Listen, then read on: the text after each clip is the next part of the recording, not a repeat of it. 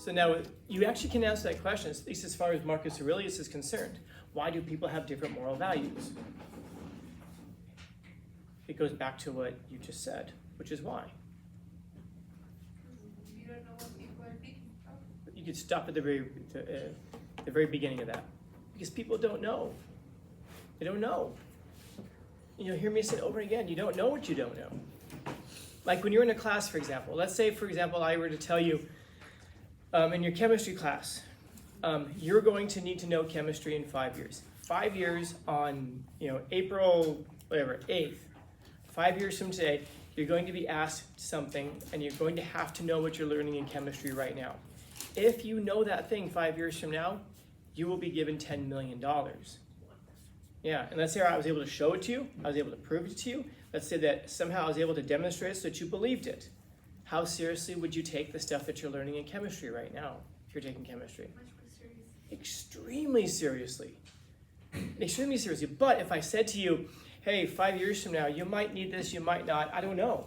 I just don't know. We just don't take it very seriously. Or better yet, if I come along and say, the stuff that you're learning in your history class right now is going to be very useful for you. How? And I'm able to explain it in some abstract way. Whether or not you take it seriously will depend entirely on whether or not you believe me. Now, why would I believe that the stuff in your history class, or the stuff in your chemistry class, or the stuff in your English class might be useful to you 5, 10, 20 years from now?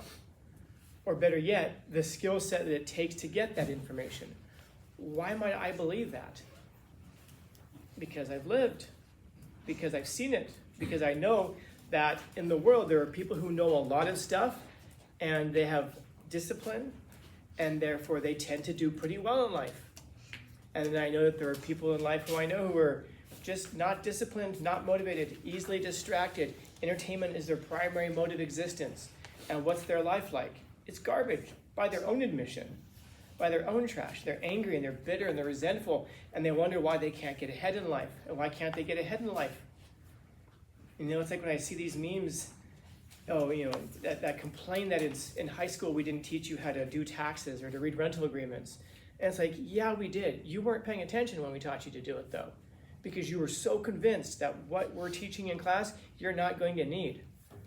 And if I can ask that question, based on what? Based on your massive, deep life experience?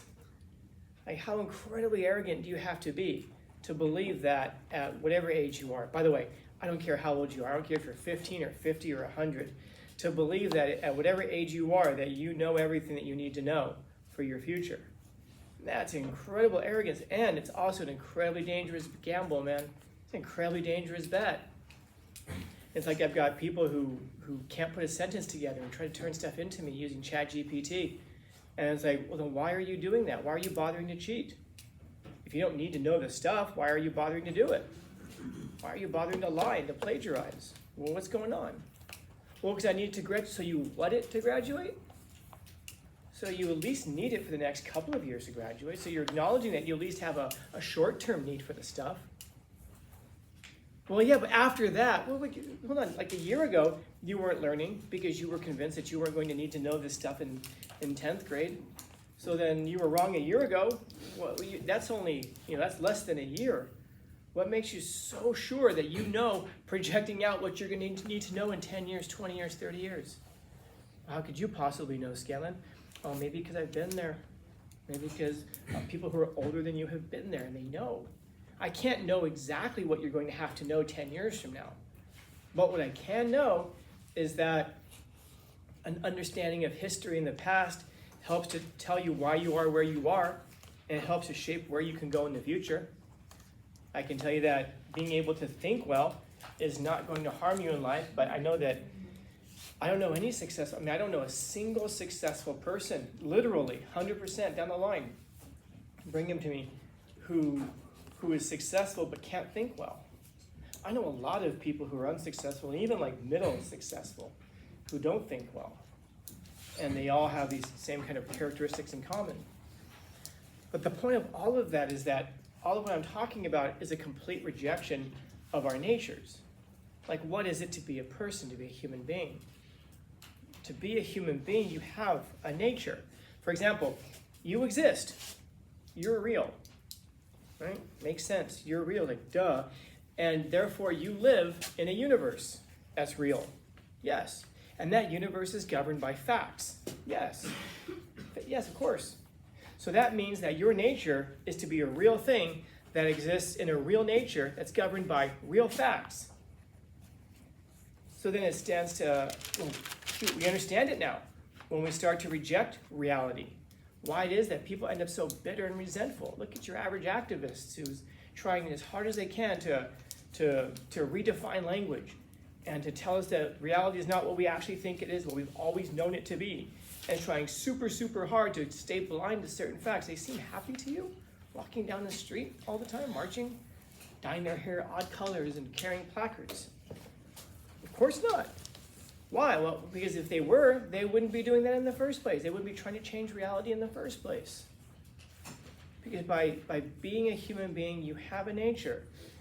And that's why living, like telling the truth, is worth it. Why? Is there a cost for telling the truth? Absolutely.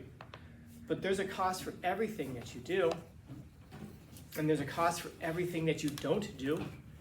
If you tell the truth in a situation, you're going to pay the price, but you're also going to benefit from it.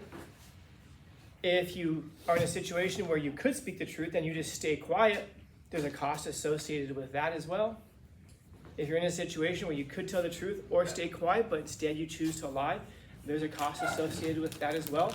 All of them have their upsides. All of them have their costs. And so that's why I asked that question at the very beginning. What is the it to which you're referring? Because before you can figure out, is blank worth it? Like you see things like that all the time. Is this computer worth it? Is this car worth it? Is studying worth it? Is telling the truth worth it? First, you have to know what the it is that you're referring to. What's the cost associated with it? Telling the truth can cost you a lot. Lying can cost you a lot. And I don't even just mean like lying to people to manipulate them, but saying things that you don't actually believe just to go along with the crowd. It's going to cost you. One of the things it costs you, of course, is your own dignity. You know if what you're saying is true, and you know if you're just saying things just to get by. And slowly, over time, if you do that, it erodes your sense of what's true. And so if you're always lying, what do you think? We think everybody else is always lying. In fact, that may even be the justification for lying. Well, of course I'm going to lie. Everybody else is lying. Well, of course I'm not going to pay attention. Nobody else is paying attention. Yeah, but nobody else has to live your life. If you're not paying attention, nobody else has to live with your failures. Nobody else has to live with the things that you don't know.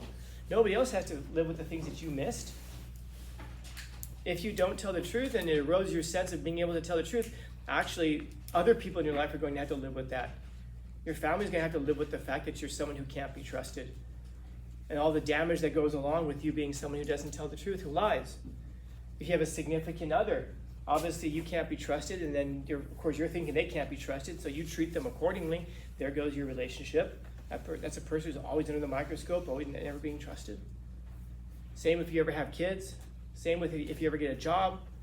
Everybody around you suffers, and you just don't realize it because you don't see it directly, because you're living in this fake reality where you think you're the only one who has access to your mind. And it's just not the case, because whatever you think spills out into the world, and everybody pays the consequences for how you behave. And we think of, whatever I'm doing is not hurting anybody else. Very often the things that you do hurt other people, and the things that you say do hurt other people, even if you just don't even realize it. It's like I was talking to somebody like 2 weeks ago or so. We're talking about whether or not drugs should be legalized. All drugs should be legalized. And I made the comment, well, as soon as you legalize weed, of course, I mean, it's hard to argue that you shouldn't legalize just everything. He's asking me, is that the same thing? I said, of course it is. Of course it is, because he was someone who was in favor of legalizing marijuana. And I asked him, name a city, name a state in the country that has legalized marijuana and is better for it, and is better off for it. Name a city. There are cities in this country that have legalized all drugs. Name a city that's better for it. I can go down the list and name all these cities like Portland, San Francisco, Detroit, all these places that are worse off for us having done it. And what's the justification for legalizing it? What I do with my own body is up to me. As long as I don't harm anybody else. You can't do those things without affecting other people around you. If anybody thinks that you can do stuff like that without affecting other people around you, you must not know an alcoholic parent or a drug-addicted uncle or aunt or something like that. Because if you do, you know that all of those decisions that you make impact people around us. And that's because whether you live rightly or whether you live wrongly, whether you live in accordance with your nature or whether you live against nature, is going to impact everybody around you because it impacts you. And none of us is an island. Whether you have friends around you or not, whether you have family members around you or not, you still operate in a society around other people. So then, should we make laws then forcing everybody to behave rightly? Here's a better possibility. Maybe make our own rules for our own lives such that we live rightly and in accordance with our natures. I mean, if your answer to everything is there should be a law, there should be a law, there should be a law, that's an indication of a weakness of our own character, that we won't do things rightly unless there's a law. And I can hear it already. Well, it's not, I mean, not for me, but for everybody else. Man, govern yourself first. Before you take it upon yourself to govern others, govern the hardest thing in the world to govern, which is ourselves. The only thing that isn't worthless is because everything else is worthless. If you don't live out truthfully and rightly, everything else is worthless because nothing else can matter at that point. But also to understand, be patient with other people who don't. Why don't other people behave rightly? It goes back to what I was saying earlier. Why don't you take seriously what you're doing right now? Probably because you just don't know what you don't know. And I genuinely mean that. You don't know what you don't know. None of us does. But there's a difference between not knowing what we don't know and insisting that we do know, which I will be candid with you. I've never been able to get my head around. Even as a little kid, I've never been able to get my head around the idea of people who act like they know everything. I know it all. I know it. Like, really? That's not just an arrogance of character. That's actually a deficiency of intelligence. And I really do mean that, because it means that you can't possibly conceive of what you can't conceive of. And if you don't have the intelligence to be able to say, wow, I don't know a whole bunch of stuff, then there's probably not a whole bunch of hope for you, because that means you're incapable of learning if you think you know it all. I was talking to a class this morning, not one of my own classes, another teacher's class, and I was saying that when you get to a point in life, completely different quote too, but when you get to a point in life when you kind of say like, I've seen it all, I know it all, it's probably time to get in the box, man, because you can't possibly know it all. You can think you do, but what you don't know could fill a library. What you don't know is oftentimes the stuff that's most likely to harm you. The stuff that you don't know is most likely to harm you because you never see it coming. And the thing is, the really nefarious part is that it could hit you and you won't even know that it hit you. You'll just realize you've gotten hit in some way. And so what will you blame it on? Somebody else. You'll blame it on circumstances. You'll blame it on environment. But the people who don't behave rightly is because they don't really have a concept of what it is to behave rightly. They haven't learned how to. Think about how you were raised. Think about our parents. For myself, I can realize, man, if I had a different mom, I would have turned out dramatically differently, dude. Dramatically differently. Like my mom, I remember one time talking about school uniforms, and I told my mom that my school had talked about having school uniforms. And I said, oh my God, I had been like fifth grade or something like that, fifth grade, fourth grade.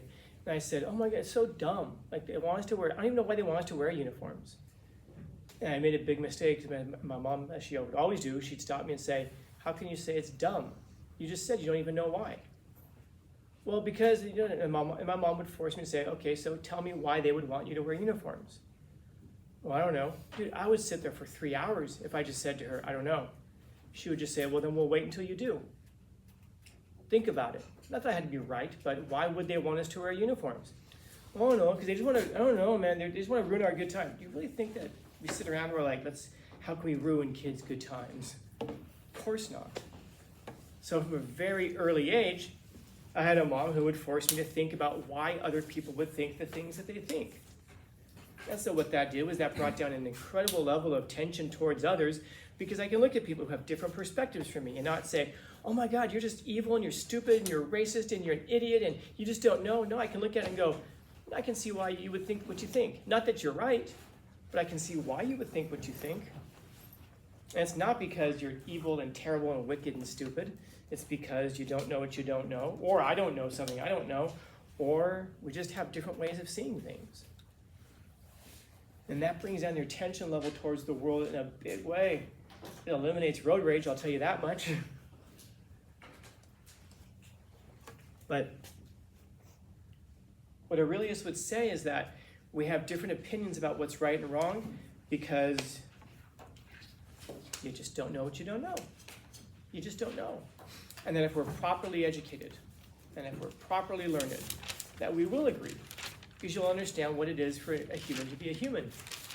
You understand what human nature is. And once you understand what human nature is, now you can live in accordance with your nature. But first you have to know what you are. If you're a dancer, well, what is it to be a dancer? Not to be someone who dances, but to be a dancer. If you're an intellectual, what is it to be an intellectual? Not somebody who intellectualizes, not somebody who reads a lot, but to be an intellectual. If you're a construction worker, what is it to be a construction worker? Not somebody who works construction 9 to 5, what is it to be that thing? Now, once you understand what your nature is, now you can go about pursuing it. And once you realize what it is and you go about pursuing it, well, now you're going to wear yourself out doing it, hopefully.